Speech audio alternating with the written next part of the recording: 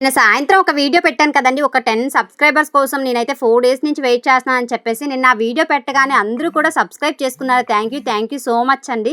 ఫైనల్‌గా మన YouTube family అనేది 5K సబ్స్క్రైబర్స్ అయితే కంప్లీట్ చేసుకుంది. ప్లీజ్ ఇలానే నాకైతే కొంచెం సపోర్ట్ చేయండి. మీరు సపోర్ట్ చేస్తే నేనైతే మీకోసం మంచి వీడియోస్ అయితే చేస్తూ ఉంటాను.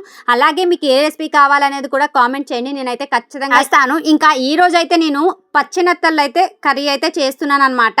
ఇంకా మీకు పచ్చినత్తల కర్రీ అంటే ఇష్టమా, ఎండునత్తల కర్రీ అంటే ఇష్టం అనేది నాకు కామెంట్ చేసేయండి. పచ్చినత్తల కర్రీ అంటే ఇష్టమైతే ఏ అని కామెంట్ చేయండి, ఎండునత్తల కర్రీ ఇష్టమైతే బి అని కామెంట్ చేయండి. ప్రాసెస్ కూడా ఏం లేదండి. ఆనియన్స్, టమాటా, కొంచెం జీలకర్ర, ధనియాలు, ఆవాలు ఇవన్నీ కూడా మెత్తగా మిక్సీ చేసుకొని ప్యాన్ పెట్టి ఆయిల్ వేసుకొని మిక్సీ చేసిన పేస్ట్ ను కూడా వేసేసుకొని అది బాగా ఫ్రై అయిన తర్వాత అందులో ఆల్రెడీ ముందులకైతే ఉప్పు, కారం, పసుపు, అల్లం వెల్లుల్లి పేస్ట్ కలిపి అయితే పెట్టుకున్నాను. ఆ నెత్తలు కూడా వేసేసుకొని కొంచెం చింతపండు వాటర్, కొంచెం నార్మల్ వాటర్, కొంచెం కొత్తిమీర కూడా వేసేసుకొని ఒక 5 మినిట్స్ ఉడికిస్తే మన కర్రీ అయితే రెడీ అయిపోతుంది. మీరైతే సబ్స్క్రైబ్ చేసుకోండి. అలాగే వెళ్లే ముందు లైక్ చేయండి, మర్చిపోకండి.